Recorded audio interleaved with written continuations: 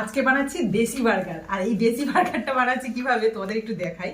পাউরুটি, স্লাইস পাউরুটি, সেগুলোকে গোল করে বাটি শেপে কেটে নিয়ে সেগুলো সেকেও নিয়েছি। আর এখানে টিক্কা বানিয়ে নিয়েছি। টিক্কাগুলো দিয়েছি সিদ্ধ আলু, গাজর, বাঁধাকপি আর লঙ্কা দিইনি যেহেতু কুট্টুস খাবে সেই জন্য। আর গোলমরিচ দিয়েছি, আর এর মধ্যে একটুখানি ম্যাগি মশলাও দিয়েছি টেস্টটা যাতে ভালো আসে। আর একটুখানি চালের গুঁড়ো দিয়ে টিক্কার সেট দিয়ে নিয়েছি, আর এটাকে এই যে সেকেও নিয়েছি। এবার টিক্কাটা দেওয়ার আগে এই রুটিটার গায়ে আমি একটু সস তার টমেটো কেচাপ দিয়ে দিলাম। এটাকে ভালোভাবে লাগিয়ে নিচ্ছি। একদম দেশীয় বার্গার, যখনই মন চাইবে তখনই বানিয়ে খেতে পারবে। আমাদের মতো যাদের বাড়ির কাছে বাজার নেই বা এরকম বার্গার রুটি পাও না, তারা কিন্তু এইভাবে বানিয়ে খেতে পারো এবং বাচ্চাদের আবদারও মেটাতে পারো। তো একটা টিক্কা দিয়ে দিলাম, তার সাথে এই যে পেঁয়াজের স্লাইসগুলো, এই যে গোল গোল রিং, সেগুলো দিয়ে দিচ্ছি।